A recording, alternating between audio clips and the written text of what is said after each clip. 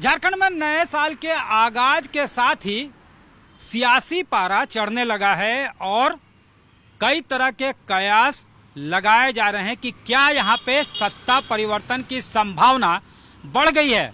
खास तौर से जब से जेएमएम के विधायक जो गांडे से हैं, गिरिडीह जिला से, गांडे कंस्टिट्यूएंसी से, सरफराज अहमद जो कि सीजन्ड कैंपेनर हैं, वेटरन नेता हैं, जेएमएम के टिकट पर 2019 में उन्होंने चुनाव जीता था गांडे कंस्टिट्यूएंसी से, असेंबली कंस्टिट्यूएंसी से। इसके पहले बिहार प्रदेश कांग्रेस कमेटी के वो अध्यक्ष रह चुके हैं, 1984 में सांसद भी थे, यानी लंबे तजुर्बा वाले नेता। जैसे ही उन्होंने 1 जनवरी को धमाका किया इस्तीफा देकर, उसके बाद कई तरह के कयास और जो एनालिसिस होता है यानी आकलन पॉलिटिकल सर्कल में शुरू हो गया कि क्या यहाँ पे सत्ता परिवर्तन होने वाला है, क्योंकि लगातार लैंड स्कैम में पूछताछ के लिए ईडी के तरफ से 6 सम्मन भेजे गए थे मुख्यमंत्री हेमंत सोरेन को। और 14 अगस्त से ये सिलसिला शुरू हुआ था, 14 अगस्त, 24 अगस्त, उसके बाद लगातार जो है 6 सम्मन भेजे गए। किसी में भी मुख्यमंत्री हेमंत सोरेन पेश होने ईडी के दफ्तर नहीं आए। उसके बाद दिसंबर के लास्ट वीक में यानी 29 दिसंबर को उन्हें एक आखिरी चिट्ठी जाती है जिसमें यह कहा जाता है कि 2 दिनों के अंदर वो जगह, स्थान, समय और वेन्यू बताएं और उन्हें 7 दिनों के अंदर लैंड स्कैम में अपने स्टेटमेंट को रिकॉर्ड करवाना है पीएमएलए धाराओं के तहत। और अगर वो इसको वायलेट करते हैं तो फिर ईडी जो है स्वतंत्र होगी कार्रवाई के लिए। उसके बाद जेएमएम भी अपने रणनीति बनाने में जुट गई है और ये देखा जा रहा है साफ तौर से कि ये इस्तीफा जो हुआ है ये इसी के कारण हुआ है कि अगर उस तरह का कोई क्राइसिस सिचुएशन आता है, उस तरह की परिस्थितियां आती है, तो हेमंत सोरेन जो है इस्तीफा देकर अपनी पत्नी कल्पना सोरेन को मुख्यमंत्री बना सकते हैं। और उसके बाद जो है एक सेफ सीट उनको चाहिए, तो वो गांडे के तौर पे, क्योंकि वो जो है एसटी सीट से लड़ नहीं सकती हैं कानूनी बाध्यताओं की वजह से, तो गांडे जो है जनरल सीट है और वहाँ पे जो चुनावी समीकरण है, माइनॉरिटीज का वोट, ट्राइबल्स का वोट, यादव्स का वोट, वो कहीं ना कहीं कंड्यूसिव है, उनके लिए फेवरेबल है।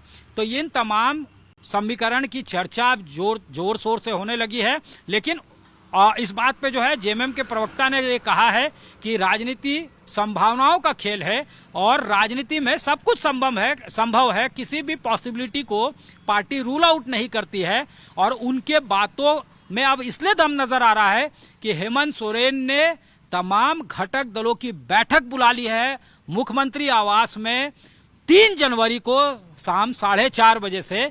यानी विधायक दल के अगर बैठक का दौर शुरू हो गया है, यानी जो घटक सपोर्ट कर रहे हैं, जो अलाइज सपोर्ट कर रहे हैं, तो जाहिर तौर पे कहीं ना कहीं राजनीतिक सरगर्मी जो है वो तेज है।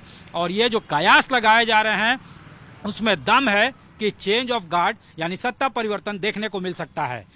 हालांकि इस मुद्दे पे कांग्रेस के प्रदेश अध्यक्ष ने साफ तौर से कहा कि राजनीति जो है उसमें सब कुछ संभव है, लेकिन पहले से अब सरफराज अहमद ने इस्तीफा देने के बाद ये कहा कि उन्होंने राज्य हित में, साथ ही साथ गठबंधन हित में और उसके अलावा जो है तमाम सरकार मजबूती से चले, उन संभावनाओं को देखते हुए उन्होंने इस्तीफा दिया।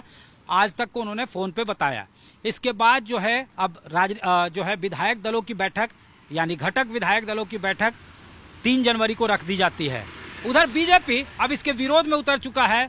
यहाँ पे बीजेपी के प्रदेश अध्यक्ष और पूर्व मुख्यमंत्री बाबूलाल मरांडी ने साफ तौर से कहा है कि अगर इस तरह का राजनीतिक प्रयोग होगा तो बीजेपी उस सरकार को बर्खास्त करने की मांग करेगी और राजभवन का दरवाजा खटखटाएगी और ये बताएगी कि ये असंवैधानिक है। हेमंत सोरेन ने लगातार असंवैधानिक काम किया है, अब एक और नया प्रयोग वो करने जा रहे हैं, क्योंकि अब जो है यहाँ पे 1 साल से भी कम रह गए हैं चुनाव के लिए, विधानसभा चुनाव के लिए। उन्होंने महाराष्ट्र के कोटला का उदाहरण देते हुए कहा है, जिसमें हाई कोर्ट का निर्देश भी है कि अब जो है उपचुनाव चाहे गांडे में हो वो भी असंवैधानिक है और मुख्यमंत्री का बदला जाना वो असंवैधानिक है। ये बीजेपी का दावा है। तो हर तरफ से तैयारियां जो है चल रही है, रणनीति बन रही है और सियासी गलियारे में आरोप प्रत्यारोप का दौर भी शुरू हो चुका है, बयानों का दौर शुरू हो चुका है। कुल मिला के ठंडक में भी माहौल अब गर्म होता जा रहा है।